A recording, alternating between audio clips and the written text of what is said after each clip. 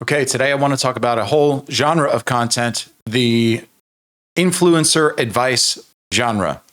Why we see it out there so much and why it can be a trap. It doesn't have to be, but can be a trap to be constantly ingesting influencer advice and using this as a source of input into our lives, and how it can sometimes become a source of dependency and how to mitigate against that. So advice, what even is advice? Advice today in our culture is really less of an epistemic tool, which is a tool of knowledge. And advice is more of a commodity of performance. And advice is optimized to really, advice is not optimized to transform lives. Advice is optimized to sustain an attention economy. It's a kind of content. And while the rhetoric of advice borrows the language of agency and transformation and self-help, the structure of advice is this highly compressed and generic and stylized, built for circulation, not implementation. And I always felt this because I would watch influencers give advice online, and I would be searching for advice. And when I'm searching for wisdom, and I don't know anybody personally who can give me that wisdom, and I'm trying to gather advice, and YouTube videos come up, Google recommends certain things to me, it's packaged in a certain way. And it's starting to have this formulaic, algorithmic format to the point where I'm wondering, like, how much of this is authentic wisdom? How much of this advice is good advice, and how much of it is just so-called good content? So I want to examine how advice in the influencer era functions as a substitute for personal structural change. And I want to draw on a few academic subdisciplines. I'm no expert in them, but I like to draw from different areas of research. So those areas are critical media theory and dramaturgical sociology and organizational epistemology. So when in drawing from those subdisciplines, then we'll explore why most advice degrades decision-making today when it's packaged in this influencer-oriented way, not because it's wrong, but because it's not designed for action in the first place. So in order for us to dig deeper into this concept of influencer advice, we have to dig deeper into the incentive structure around why advice is being packaged the way that it is. So there is this algorithmic incentive to simulate coherence. So what appears as a clarity in influencer content is often a simulation of coherence. What does that mean? It means that when you're listening to advice from an influencer, the real function of that advice is not to teach you something, it's algorithmic appeasement. Advice is stylized to appear frictionless and universally relevant and 1, 2, 3, ACT, right? And there's like an acronym behind it, or there's a saying behind it, or there's a little rhyme there, right? It's immediately consumable. It's structured to trigger engagement. It's short, it's prescriptive, it's affectively charged, it makes you feel something.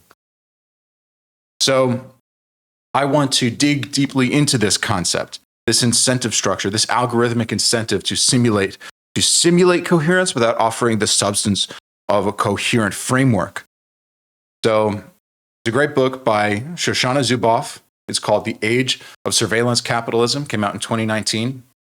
And Zuboff argues that much of what appears to be service in digital systems is actually extraction. Right? If you've ever heard the term SaaS, software as a service, or iPaaS, platform as a service, right? What do they extract? They extract data, they extract time, they extract behavioral prediction. And advice offered as a free service online from influencers under this regime becomes a proxy interface for user capture. It's not meant to help you, it's meant to get your attention.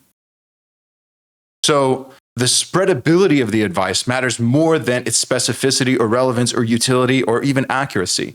It's not tailored to be right, it's tailored to be clicked. And so the industrialization of guidance and wisdom explains why the advice ecosystem trends towards sameness.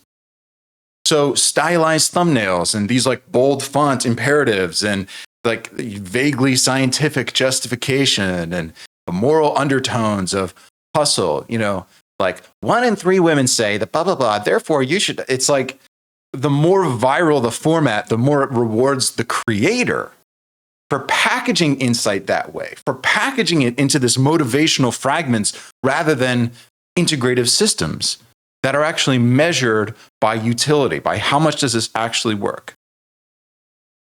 So this leads us to this concept of if there's an algorithmic incentive structure around the advice ecosystem, then what does that make advice? What does it turn advice actually into? So we've hinted at this already, but what it turns advice into is it turns advice into advice as dramaturgy or performative authority. So Erving Goffman has this really old book. We've actually mentioned it in a different video called The Presentation of Self in Everyday Life, 1959. And Goffman describes social interaction as fundamentally performative. Really good book. You should read it. Individuals curate impressions to manage others' perceptions. And the influencer economy, it amplifies this, turning advice into a dramaturgical tool, a performance of epistemic authority. And the performance of advice becomes detached from any sustained context or system or framework. And it's increasingly measured by presentational fluency rather than outcome fidelity. So is this going to be seamlessly consumed, or is this going to achieve the kind of outcome you're looking for in your mind's eye? And this is not a glitch. It's actually a shift in what constitutes believability. So when you're looking at an influencer giving your advice and you ask the question, is this advice accurate? Is this advice good? Is this advice going to help me in my specific situation? The criteria you use, the rubric you use to evaluate an influencer's advice that they're giving you is this presentationally something I like? Versus I'm going to implement, test, and measure the outcome and then determine whether or not this is good advice or bad advice. So the performance of advice becomes detached from any sustained context or system. And viewers really don't any longer verify advice by trial or by source or by credibility. They verify it by aesthetic resonance, and they verify it by narrative plausibility. Does this make sense to me in the story I want to believe? And they verify it by the perceived coherence of the advisor's persona. The more likable a person is, the more likely we are to take their advice. So the influencer performs a successful life, and advice becomes the backfilled script to the performance. And at no point does the performance or the presentational layer or the advice itself ever actually make contact with reality, but we are applying that advice in our reality. So what's offered is not a method, but a symbol of a method. And this is not instruction. It is affective theater. It is dramaturgy. So we know the incentive around what advice looks like and how it's dispensed is algorithmic. We know that pushes advice to be this dramaturgical, performative thing, which is detached from reality. And now this moves us deeper into the question, well, why do we consume it then? So this puts in front of us this concept of the motivated consumer. Why do we seek advice that doesn't work?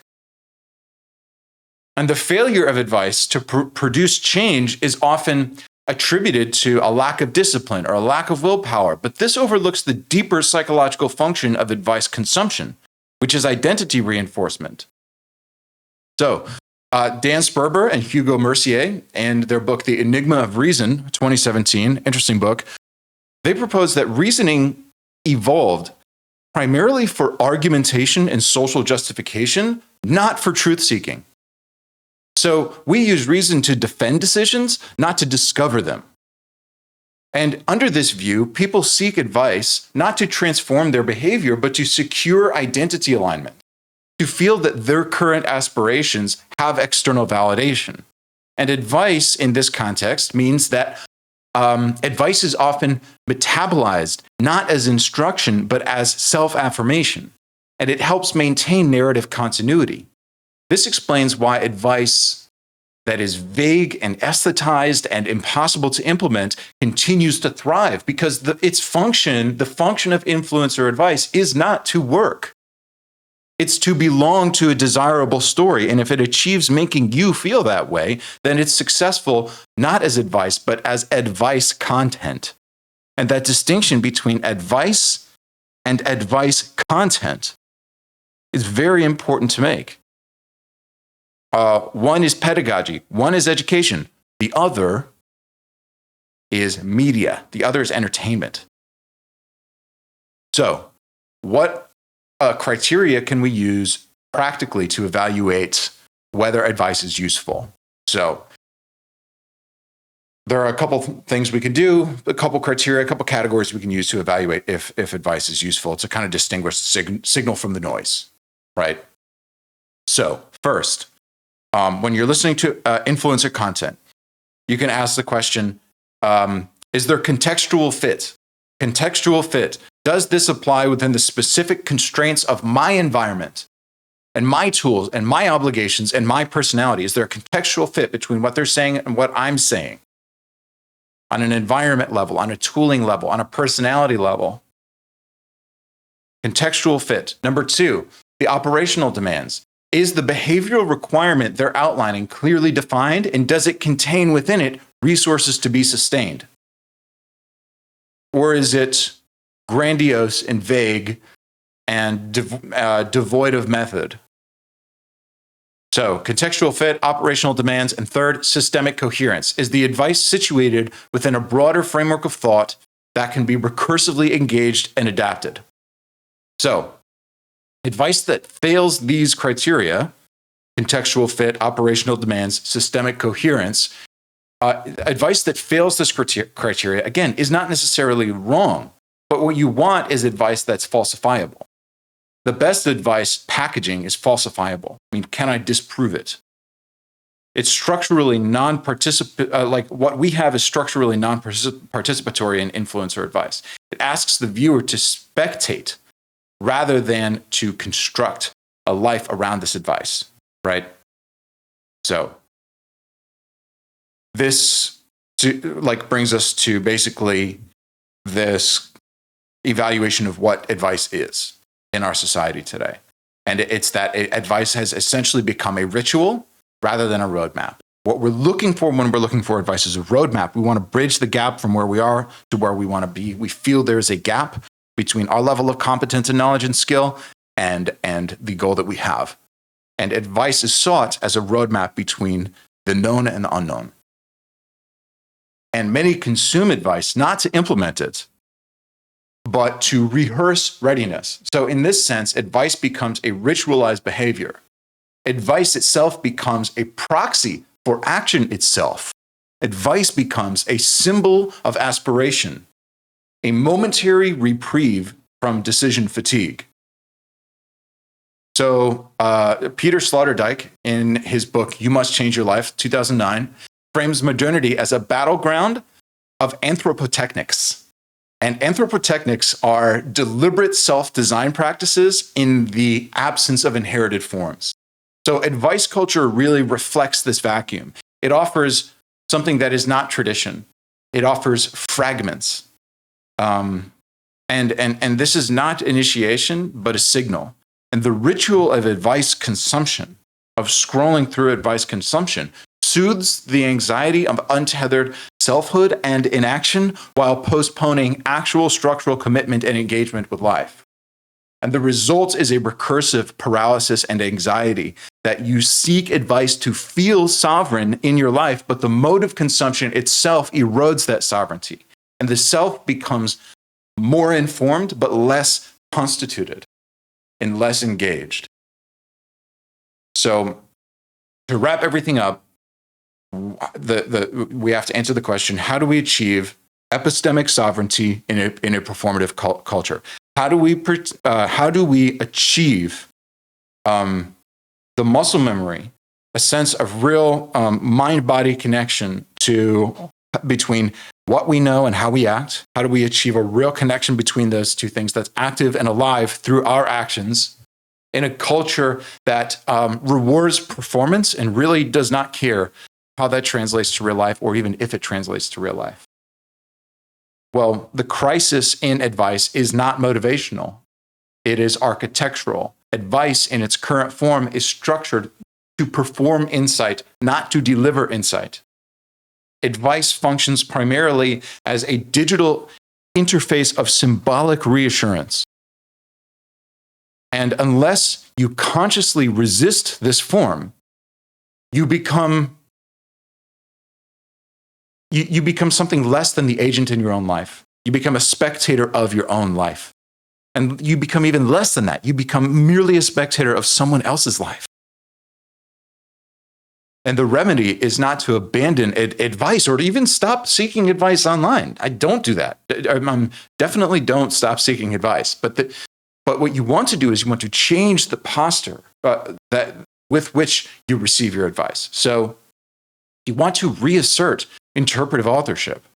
You want to demand coherence and constraint and system from anything that asks for your attention. Essentially, you want to show up and instead of saying, oh, this influencer says this influencer says this influencer says this. How do I combine all of this? Which one of these things is going to fix my life? How do I do it all? Right?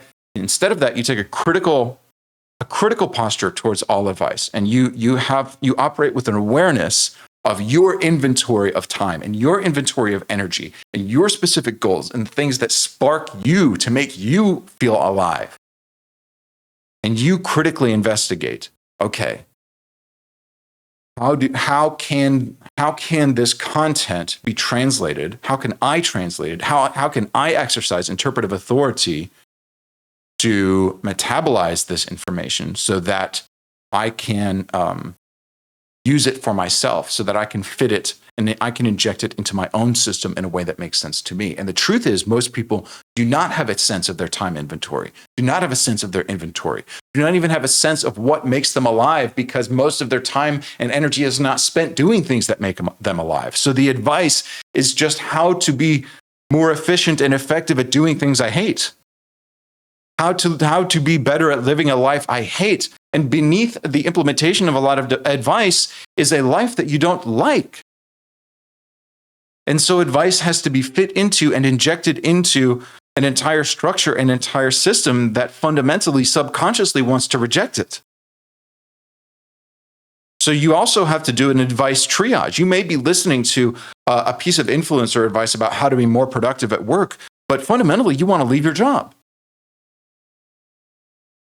So you may also be listening to influencer advice that says the opposite about how to be an entrepreneur, but fundamentally you don't think that it's the right time. So you're listening to all this advice that may be pulling you in different directions, and the algorithm's throwing all this stuff at you, but you're the one that has to determine the information that you let shape you right now based on your current aspirations and current life goals, and not even just your life goals, but what's the next thing to do? Because the only advice you really need is about what you're going to do next. So, in short, treat advice not as a product to consume, but as a challenge to your current architecture of thought that you may reject based on your own principles, but doing so will force you to know your own principles. And we do have a video series that we're going to come out with on developing your own personal value system.